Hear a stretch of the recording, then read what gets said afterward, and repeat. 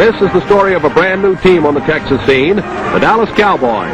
They knew it would be a tough row to hoe, starting from scratch in an attempt to match the mighty aggregations of the National Football League. But the Cowboy management also knew that Texas fans wouldn't settle for anything less than the world's best football. And that means the National Football League. Let's review the big moments in the Dallas Cowboys' first campaign.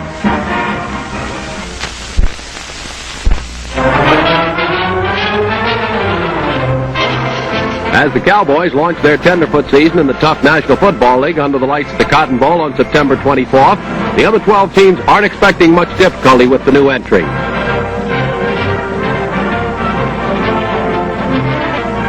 But in the opening period, the Cowboys show the Pittsburgh Steelers and the league that they have the talent to cause plenty of trouble. Eddie LeBaron hits Jim Dorn over the middle. Dorn, a 9-year NFL veteran, outruns the Pittsburgh defense on a 75-yard touchdown, the first Dallas touchdown in official league play. In the final quarter, with the score tied at 28, the old master, Bobby Lane, gives the victory to the Steelers from behind with one of its best games of the season to secure a narrow victory.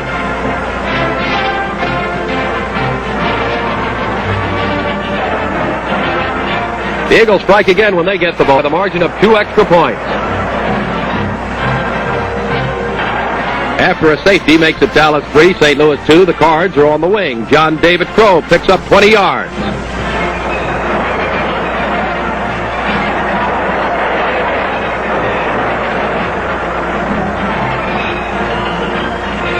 The Falstaff slow-motion camera affords a revealing look at this Cardinal scoring sortie.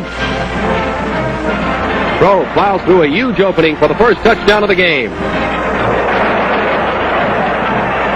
St. Louis leads 9-3.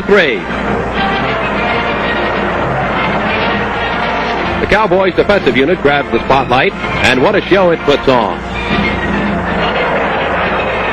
Time and time again, defensive heroes such as Wayne Hanson, Don Healy, and Jerry Tubbs stop the great Cardinal running attack dead in its tracks.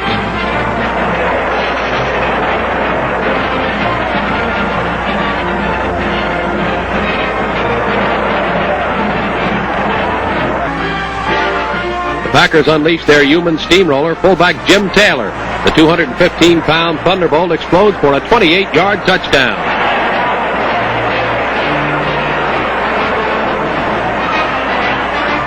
Taylor continues to harass the Cowboys. Jim breaks loose from what appears to be a sure tackle and dashes off on his third scoring trip of the day as the Packers take a 34-0 lead. Quarterback Lamar McCann keeps the Packer machine rolling in high gear. McCann hits Boyd Dowler, who's knocked out of bounds on the Dallas 4.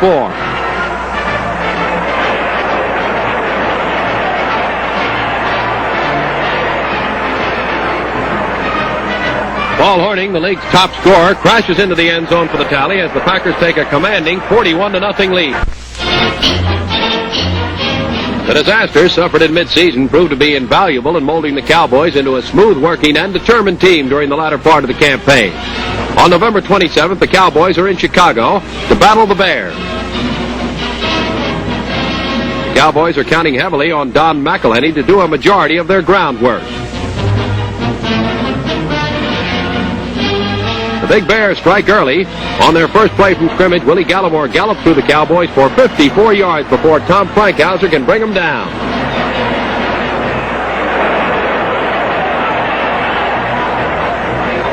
The Bears jump into the lead as Rick Caceres powers over from the 4. The Windy City Warriors make it 14-0 before the Cowboys can get anything going. But when they get going, they do it up big. Don McElhenney takes a pass in the right flat. Don turns the corner, then turns on the speed, and now Bear can lay a hand on him as he gallops 64 yards for a touchdown. The Dallas defense holds Chicago to 17 points, but the offense fails to provide any more points, and the Cowboys drop a close one. As the Cowboys travel to Detroit to take on the fast-finishing Lions, the prospects for victory number 1 are better.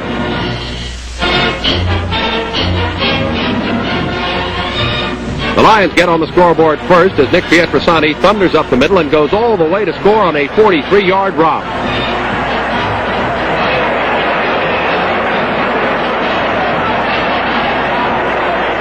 Miller to Detroit.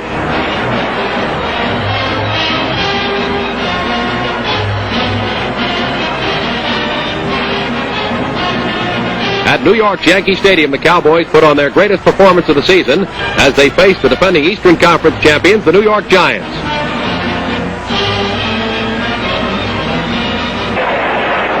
Lee Groscup is at the Giant control as the New Yorkers try to keep their title hopes alive. Kyle Root makes the grab for a first down.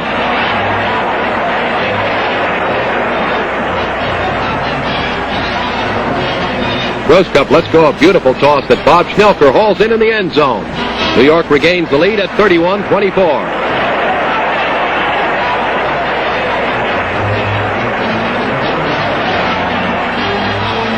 The charges of Coach Tom Landry fight back. Eddie LeBaron eludes the mighty rush put on by the Giants and hits Jim Doran with a running pass. Doran gets to the Giant 10.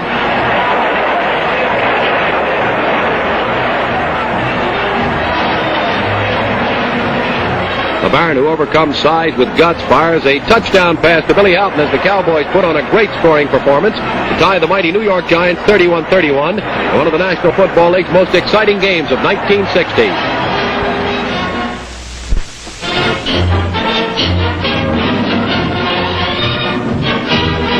The formative year is over. The Cowboys met as strangers last summer, learned to play together en route to becoming a representative team in the finest football league in the history of professional football, the National Football League. The Cowboys offer more experience and many new faces for the 1961 season. Among the newcomers, All-American tackle Bob Lilly of TCU. Former Rice All-American and All-Pro halfback Dickie Megal. New Mexico running sensation Don Perkins, and an outstanding receiver from Baylor, Sonny Davis. The Dallas Cowboys are definitely the team to watch. Opposing coaches and players were unanimous in their agreement to this. 1961 could see the Cowboys blossom into a title contender, so to assure yourself of good seats to all the Cowboy home games, contact the Cowboys main office.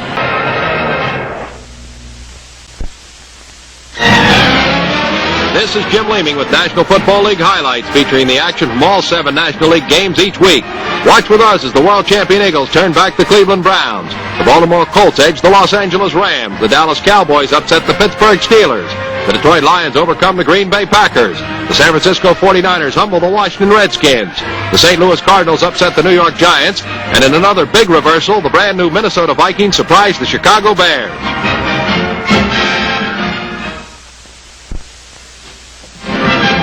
Dallas Cowboys, who failed to find victory in their first NFL season, open their second with a tough assignment. The Pittsburgh Steelers, perennial Eastern Conference spoilers. More than 23,000 turn out to the Cotton Bowl to see if their team has improved. Don Meredith sets their minds at ease in the first quarter. Don retreats and fires to Frank Clark. The Steelers are completely fooled, and Frank races in to give the Cowboys a quick score. It's 7-0 Dallas.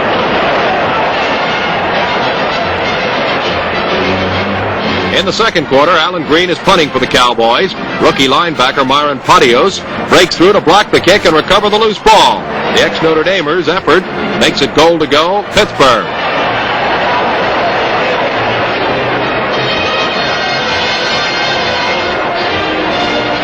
John Henry Johnson gets them there by cutting back at right tackle. It's a tie game at 7-7.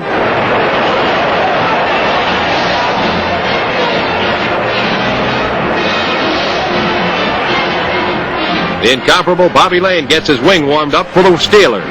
Bobby hits Buddy Dial, and his Cowboy defender bites the dust as Dial dashes in to score. The 44-yard play gives Pittsburgh a 14-7 lead. The Cowboys now at a 14-10 on a field goal before the half ends. Lou Michaels kicks off for Pittsburgh to open the second half.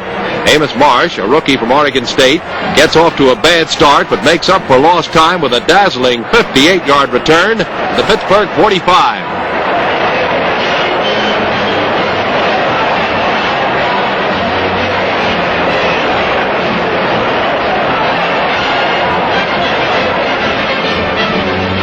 Little Eddie LeBaron enters the game and works a little razzle-dazzle with Amos Marsh.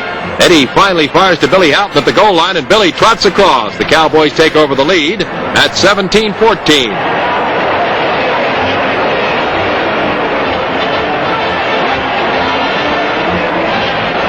Steelers tie it up on a Michaels field goal, and the Cowboys try to counter. Meredith's pass is picked off by Johnny Sample. Johnny streaks 39 yards to score, and Pittsburgh breaks the tie. Their 24-17 lead looks good with 6 minutes left to play.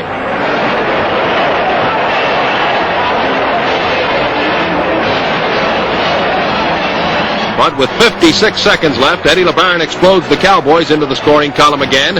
Eddie hits Dick Bielski right at the goal line, and Bielski scores. The conversion ties everything up tight at 24 apiece.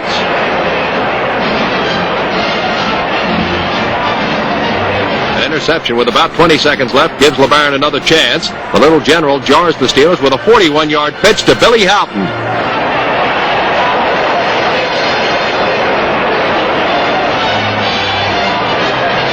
With 1 second on the clock, Alan Green toes home a 27-yard field goal to give the Dallas Cowboys their first National Football League victory, a final second 27-24 mastery of the tough Pittsburgh Steelers. The victory by the Cowboys and the league's newest team, the Minnesota Vikings, proves there will be no easy pickings in the National Football League this year.